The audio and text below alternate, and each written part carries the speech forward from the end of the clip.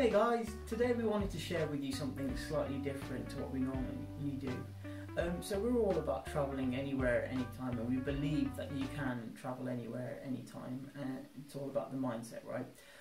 So we're in a pandemic, we're all in lockdown, we're unable to go anywhere. So in the spirit of making the most of our free time, we had to think a little bit outside of the box. And the way we're doing that is by setting up an online pub quiz, as we just think it's a really fun way to kind of keep in touch with people and keep yourself occupied as well. So in this video we're going to share with you how to set up your very own online pub quiz in less than 30 minutes for free.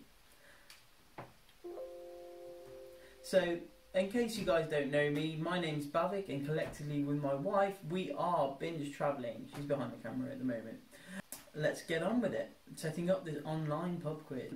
Step one, you're going to need some questions and answers. So we use a website called readymadepubquiz.com where you can get some free quizzes.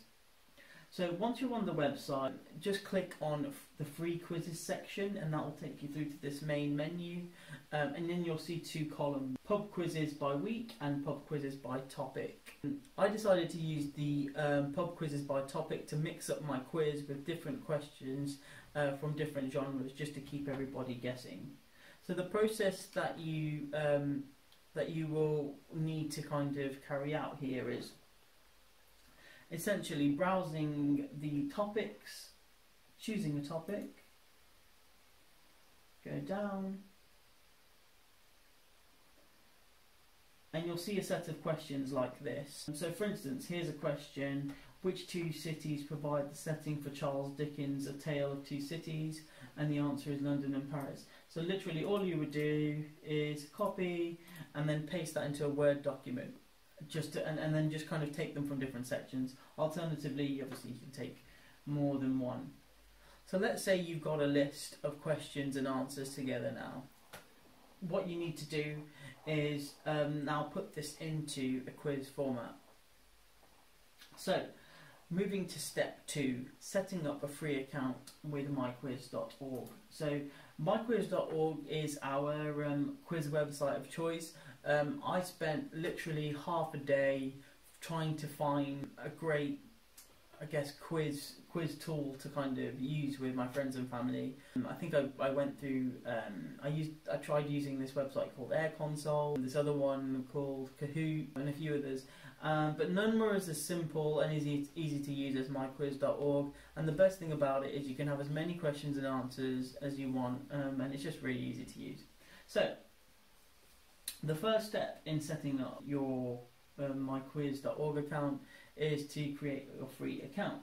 So you can register by clicking here and just follow the steps. They're pretty self-explanatory, so I'm not going to go through them at the moment, but if you check our post that we're going to mention later on, we have a step-by-step guide there. For the purposes of this video, I'm just going to show you a quiz that I've already set up. So I'm going to log in now.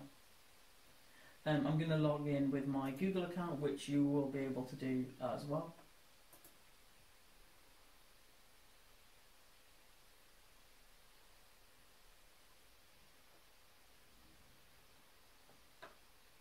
And I'm going to edit a quiz just to show you what comes up. Right, so you click on create when you're creating a quiz, and you'll be given these options. So the quiz topic is essentially the title of your quiz, so you can just name that whatever you like, and then you can choose the date, time of your quiz, and you can also select the time zone, which is useful if you're in one country and your other participants are in another country, for instance. And you can also choose the time for answering one question. An important point to note here is that you can reuse your quizzes at any time as well, so it's not just like a one-use situation. So although you're choosing your date and time, you can go back and edit that and change the date to reuse the quiz with other people. We've done that lots of times as well, so that's really cool. So once you've chosen your date and time of your quiz, you'll then have the opportunity to put in your questions and answers.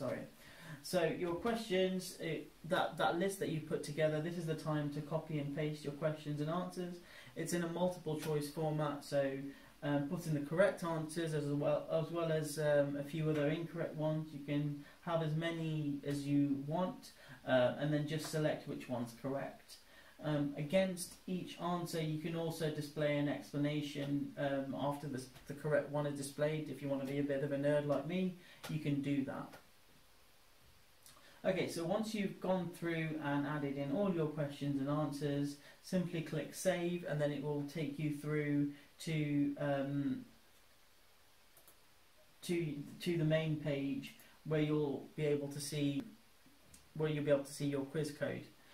Be sure to take a note of it. So for this particular quiz, the quiz code is 108494. So now you've set up your quiz, it's ready to go. Now you want to set up your Zoom account for video conferencing. So this is where you would go to uso4webzoom.us. Again, we've got a link on our post that we'll mention later, but essentially all you do is sign up for free, and just sign up using a basic Zoom account. So again, I think it's quite self-explanatory, create an account. So I'm just going to sign in. Again, I'm going to sign in using my Google account, which you will be able to with your own account as well. And I'm just going to take you through scheduling a meeting. So if I click on scheduling a new meeting, I can name the meeting to whatever you want. So you can have, I don't know, family quiz, if you like. You choose the time of the meeting. So if you're going to do it at 7 PM today, for instance, and then the time zone, which you can correlate with your time zone that you had in myquiz.org. And I always click on personal meeting ID. The reason being is once you set up an account, this personal meeting ID is yours, and you can use the same one for each of your meetings. So if you were to host more Zoom calls in the future, you can just give the same meeting ID. It's just a bit easier. I always untick this meeting password, just because you're not having a private, super secret meeting or anything.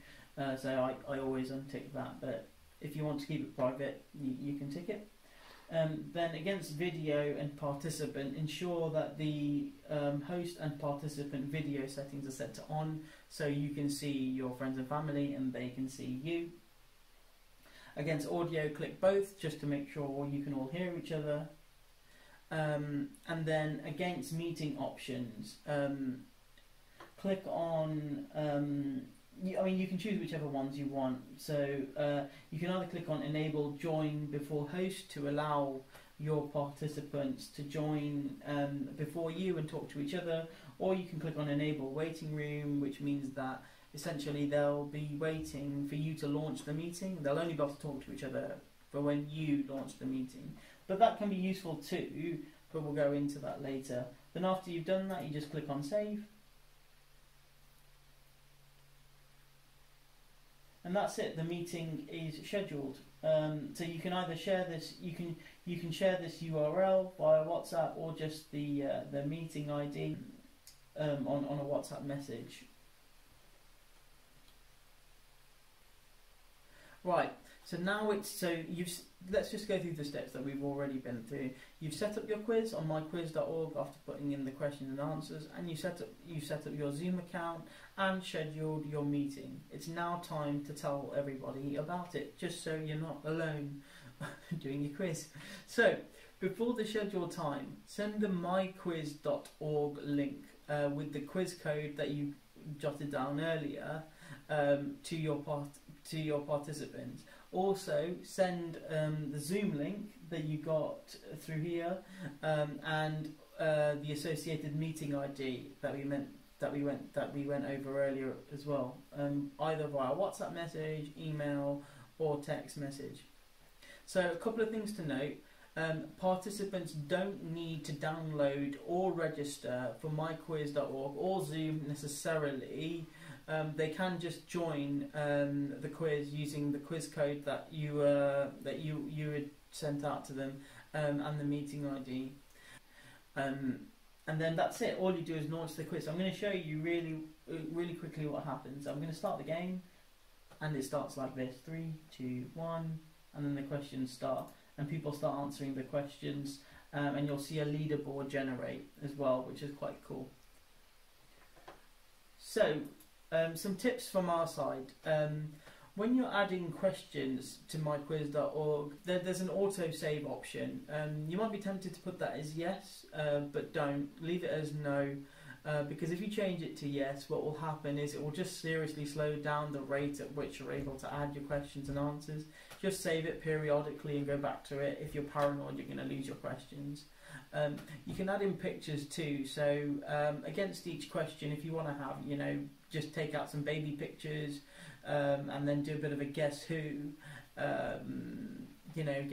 question section, you can do that as well. The quiz, as we mentioned before, can have as many questions as you want. We'd recommend between 30 to 40 questions. That will mean the meeting will just last around half an hour, at least, with all the banter and stuff and pausing that you may do. Another point to note is that the free Zoom basic plan only has a 40-minute time limit on meetings with 3 or more participants. This isn't really an issue though. I wouldn't freak out about it, because once you've reached your time limit, all you do is ask your participants to leave the meeting and then rejoin with the same meeting ID you would have distributed. So if you remember that point I mentioned before about using your personal meeting ID, that's really useful for this situation when you want to relaunch the meeting, because you don't have to give them any additional details. Also, just going back to the quiz, if anybody's having an issue during the quiz, I don't know if they've lost Wi-Fi connection, you as Quizmaster have the ability towards the quiz to let everybody catch up, which is really useful. Also, when you're using Zoom, Zoom automatically defaults to a view where only one person speaking actually pops up in the view that's visible to people, but you want to see everybody, right? So what you want to do is switch to gallery view so you can see everybody on the screen, but what we would recommend is for your participants and you to download the Zoom app, because you need the Zoom app to enable that gallery view. So there you have it, a super easy way to set up your own online quiz in less than 30 minutes. We really hope that this video is useful.